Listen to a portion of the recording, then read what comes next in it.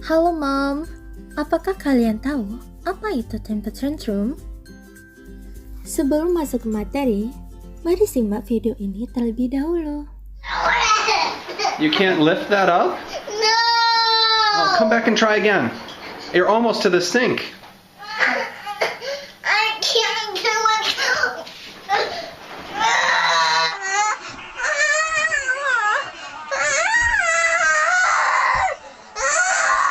What's wrong? I can't get these 3 cats. Say bye to your friend.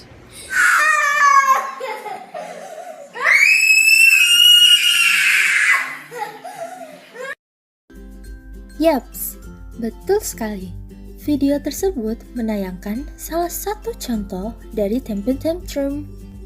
Agar lebih paham apa itu temper tantrum, mari kita simak penjelasannya. Tantrum atau dalam psikologi disebut sebagai temper tantrum ialah masalah perilaku yang umum dialami oleh anak-anak prasekolah, seperti mengekspresikan kemarahan mereka dengan tidur di lantai, meronta-ronta, berteriak, dan biasanya menahan napas.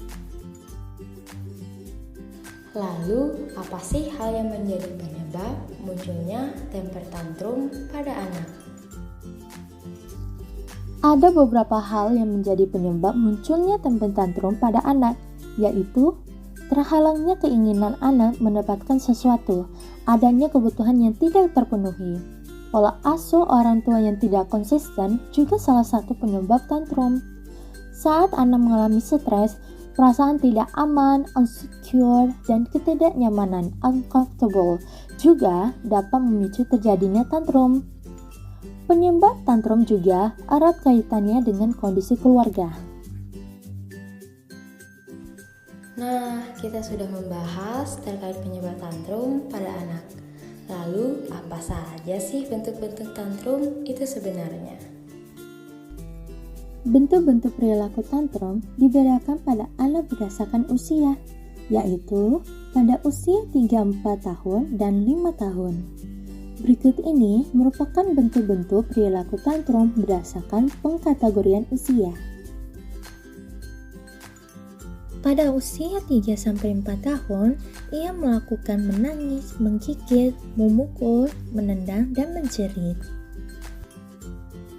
Ketika di usia 5 tahun, mereka akan melakukan memaki, menyumpah, memukul kakak atau adik atau temannya, mengkritik diri sendiri, memecahkan barang dengan sengaja, dan sampai mengancam.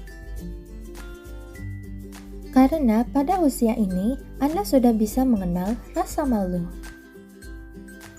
Orang tua perlu waspada jika tantrum berlanjut setelah anak berumur 4 tahun dan muncul reaksi berlebihan dengan menyakiti diri sendiri atau orang lain.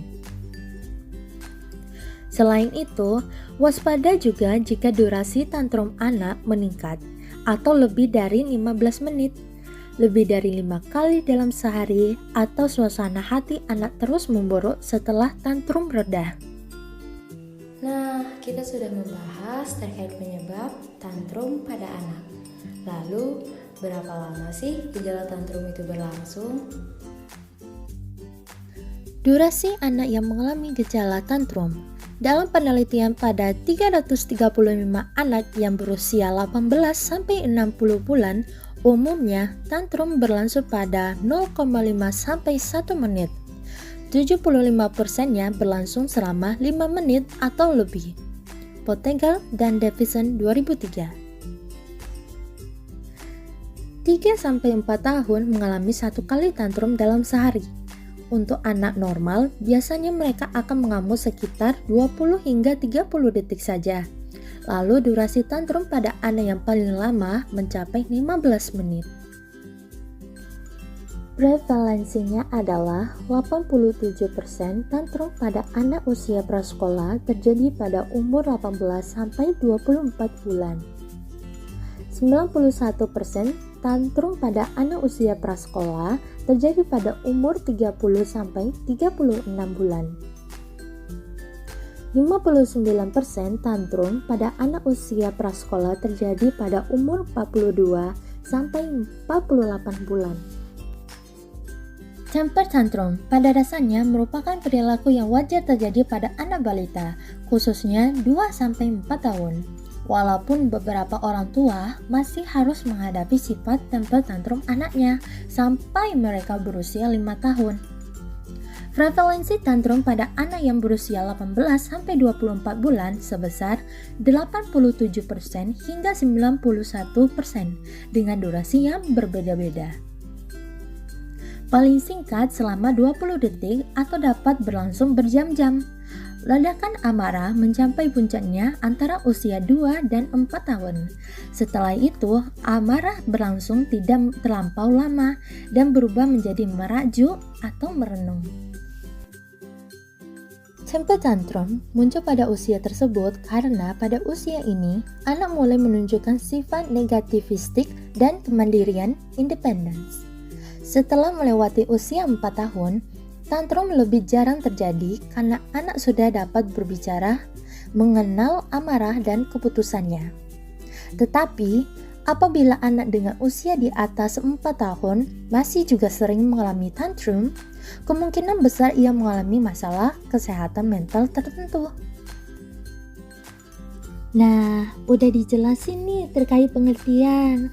Memahami tantrum sebagai sesuatu yang alamiah, penyebab terjadinya tantrum, bentuk-bentuk perilaku tantrum, durasi anak yang mengalami gejala tantrum, dan prevalensinya ya, ayah bunda. Selanjutnya akan dijelaskan bagaimana pencegahannya, tindakan apa yang perlu dilakukan, dan tindakan yang perlu dihindari saat tantrum berlangsung, serta bagaimana orang tua mengenalkan anak mengenal manajemen marah pasca tantrum. Pencegahan. Mengenali kebiasaan-kebiasaan anak dan mengetahui secara pasti pada kondisi-kondisi seperti apa tantrum saat terjadi pada anak. Mengidentifikasi konsekuensi dari tantrum. Orang tua perlu mengetahui adakah perilaku dari orang tua atau orang lain di sekitar anak yang justru mendorong dan memberi penguatan terhadap terjadinya tantrum. Membangun kesepahaman dengan anak. Di sini orang tua harus bisa sepahaman dengan anak. Hal tersebut sangatlah penting untuk dilakukan, seperti ketika akan melakukan perjalanan atau mengunjungi suatu tempat. Mengalihkan perhatian anak, mencoba menemukan alasan kemarahan, dan menghindari rasa malu kepada anak perihal rasa marah.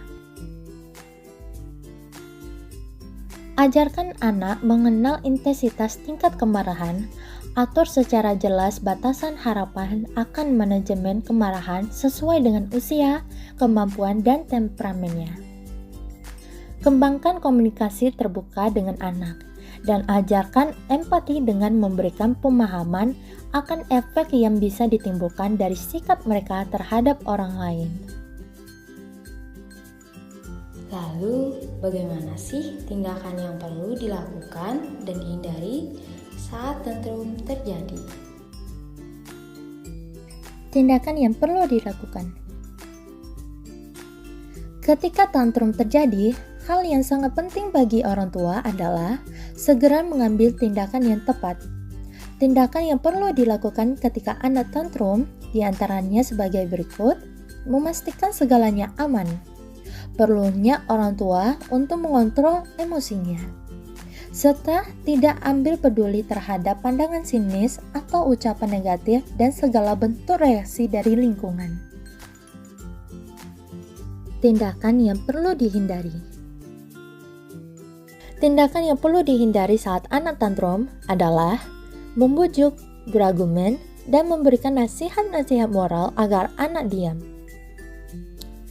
Salah satu teknik yang dapat dilakukan pada saat anak sedang tantrum adalah mengangkatnya ke kamar sesegera mungkin dan mengisolasinya selama 2 atau 3 menit.